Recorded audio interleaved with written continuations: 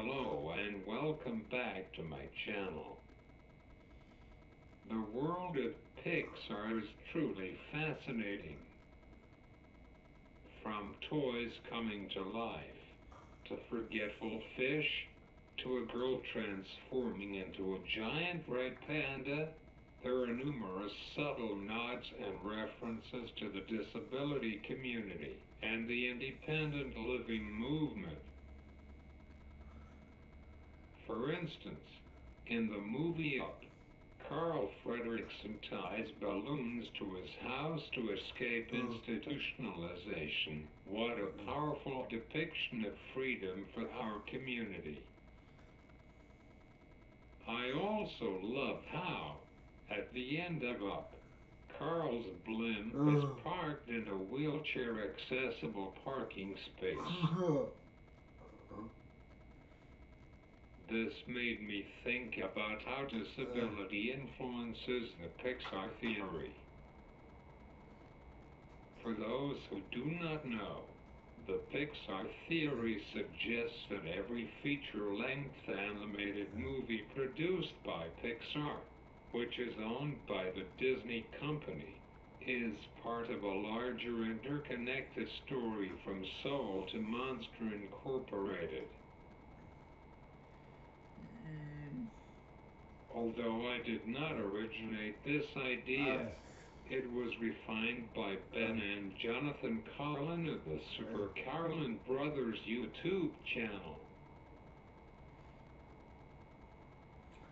One interesting observation is that while there are no disabled main characters, there are often supporting characters with disabilities, like Dory, who struggles with short-term memory loss. I guess Ming from Turning Red has a disability, although it turns into an advantage then a disadvantage. We also learn, although through second-hand knowledge, that Andy Davis's dad used a wheelchair. We know from an interview from one of the creators of Pixar, when Andy''s grandparents are piling his toys and other belongings in the yard to be burned, Andy's dad flops out of his wheelchair, and Army crawls across the ground to rescue his toys.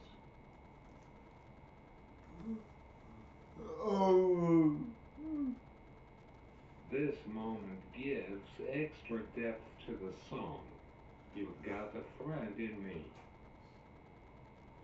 I would have much rather seen that story than Lightyear, which was not that very good. Yes, there was good reference to the LGBT community and show how Alma Wiggin from Toy Story 2 is the worst. But I mean, we didn't get to see Star Command. No.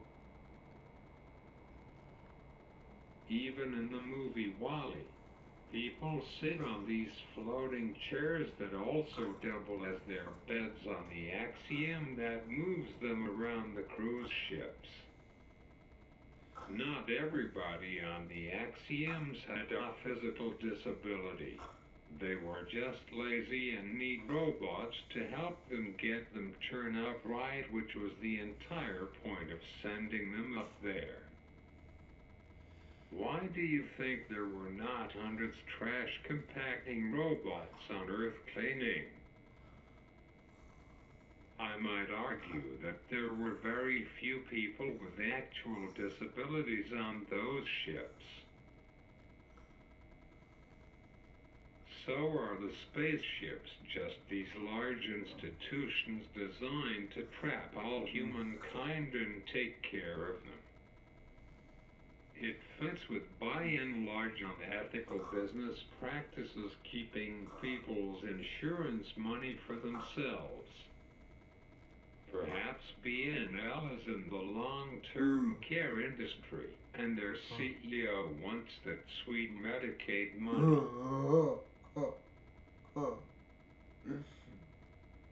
Perhaps Shady Oaks retirement home that we see enough is a precursor to the axioms. I mean, many professionals out in the real world use the excuse that it is for our own good to be in a nursing home.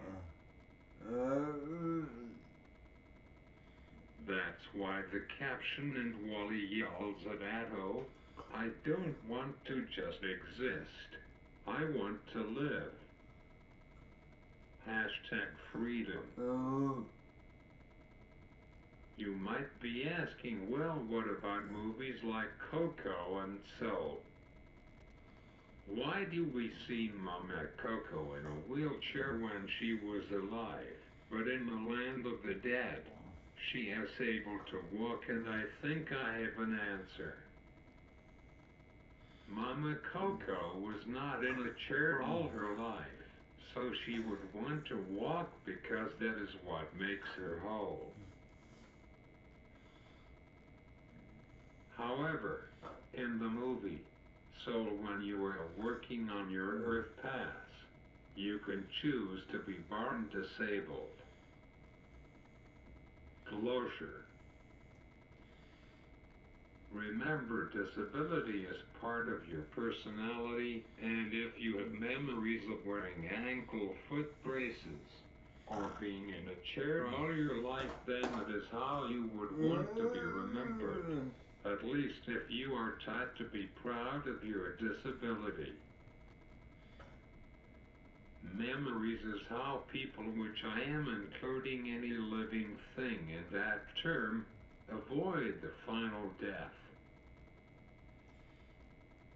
I imagine a person as emotions reflect yourself, so my emotions, for example, would be in wheelchairs because my disability is what makes me who I am. So can cars have a disability? And the answer is no.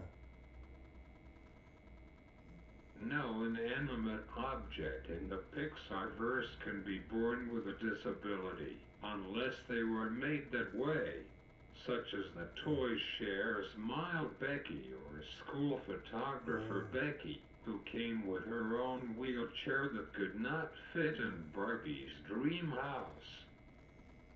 Watch some high-ranking executive at Pixar will watch this, and the next time I go on Disney Plus I will see a disabled car.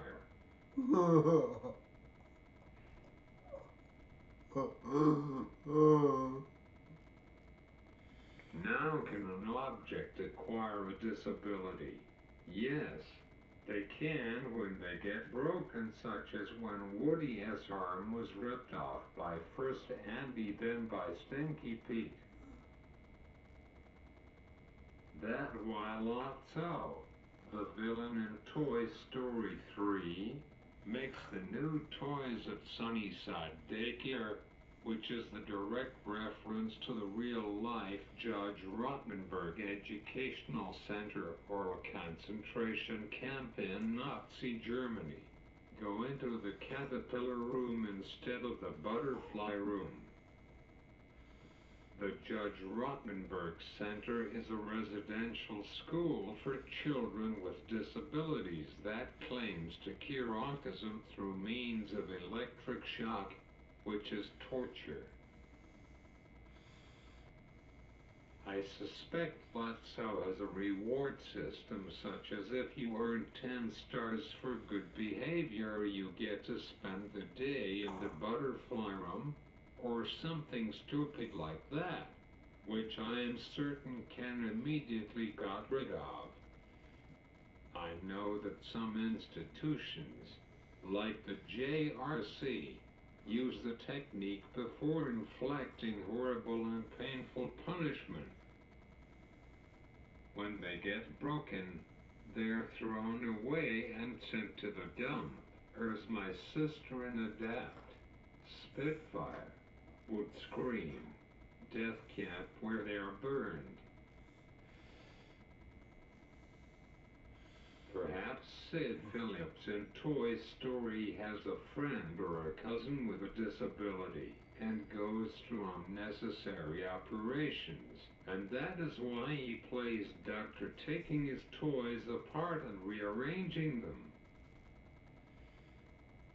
Before Woody''s intervention, he is imitating what some children with disabilities go through, and because he is clearly neglected by riding his skateboard home from Pizza Planet, he does not know any better. In conclusion, the subtle nods to disability in Pixar films reflect both a recognition of this community and the complexities surrounding representation. While the primary characters might not be disabled, the inclusion of supporting characters and nuanced details help paint a broader picture of inclusivity. Pixar has a unique opportunity to continue pushing these boundaries, ensuring that all viewers see themselves reflected in the stories they love. I hope to see more thoughtful and direct representations in future Pixar projects, adding depth and authenticity to an already rich tapestry of narratives. Thank you for watching, and let's keep the conversation going about the importance of diversity and representation in media. Please like, share, and subscribe. Don't forget about my second channel, The Adventures of Colin Ryan, a story about a gay couple where one of the men have a disability. I will see you soon.